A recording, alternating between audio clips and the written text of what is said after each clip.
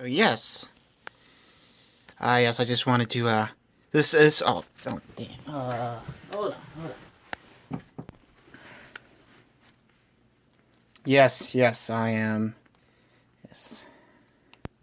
I am doing exactly what Meryl Streep is like, oh no. Meryl Streep is like, oh no, if it weren't for Hollywood, you would only have football. Yeah, well, I like football. I like the 6 months of the year that we get football, but that's not the point.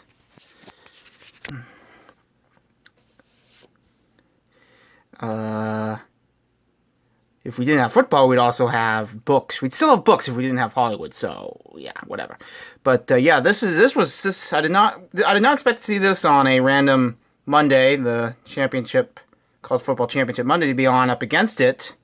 Yeah, there he is. Look at this. This is totally exactly what you want to see out of the runner-up. Yes, isn't that right, sweetie? Hello. Say hello to the YouTube audience that doesn't exist yet. Say hello. Hello, I'm Coco. But yes, this is exactly what you want to see. You know, talking to the voters, talking to the electorate. Yes, that is right.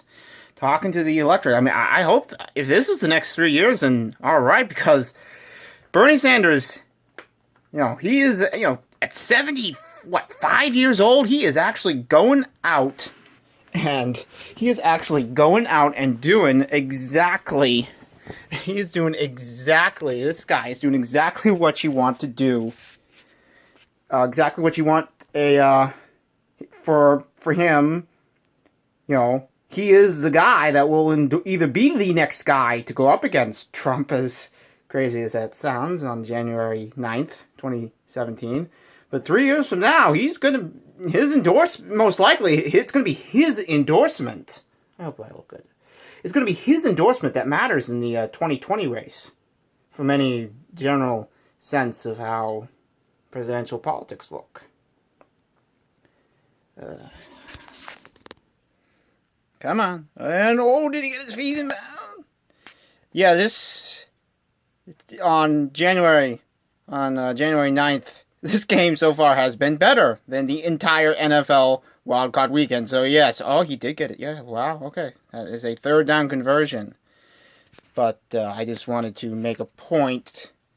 Obviously, yes, America likes this stuff. There was a ratings decline, but I'm still going to be watching this as long as they continue to put it on the air.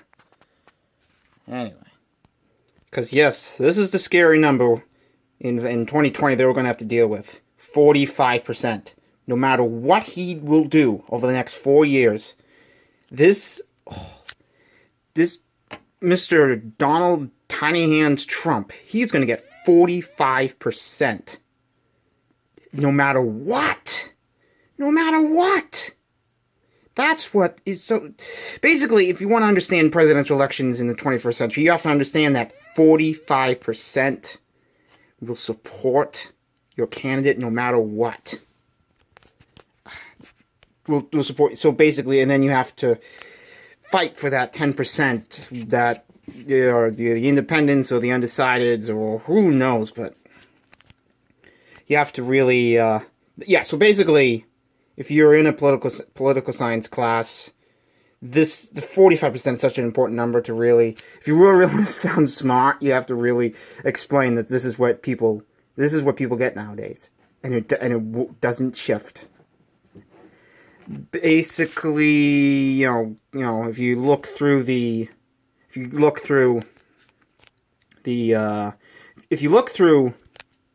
previous elections, party loyalty only got you in the high 30s. Basically, if you look at the landslides of all time, the candidates would get 36, 38%. Goldwater got 38.5. I'm kind of yeah. So if you want to go through talk about how that number of the percentage of the electorate that is loyal to their nominee no matter what, talk about how it's high 30s, but now it's deadlocked pretty much at 45. And let's see, I should pause. So yeah, there he is, Bernie Sanders. Yes, there he is, and what he does over the next 4 years will hopefully have a very strong impact on what happens on how it's important that there emerges a candidate to defeat Donald Trump.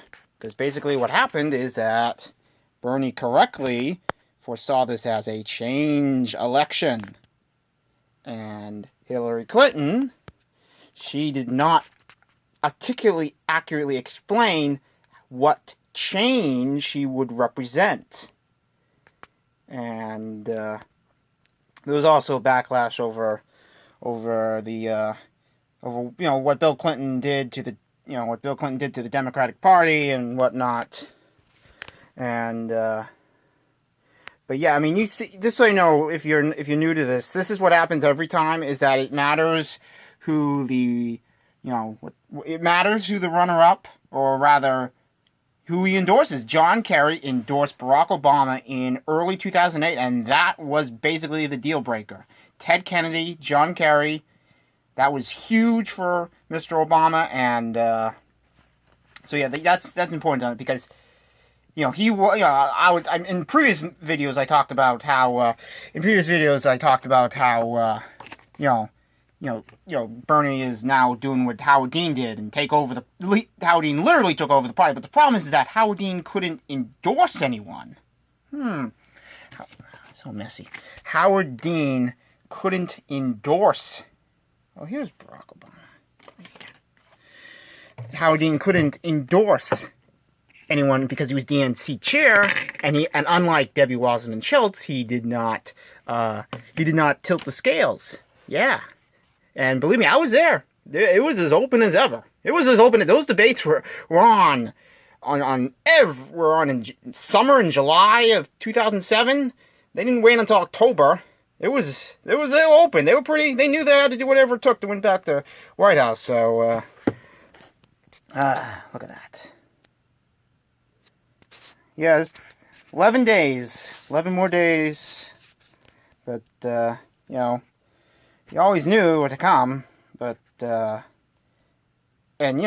change, this is what that stupid amendment does. It forces a change election, and, it's crazy that she, I love technology, but I'm just like, oh my God, I love technology. Her campaign loved technology, and it gave her a flawed model, and she didn't have one. And it's like, it should have been obvious from what Bernie was doing in Wisconsin and Michigan in the primaries that those are your swing states.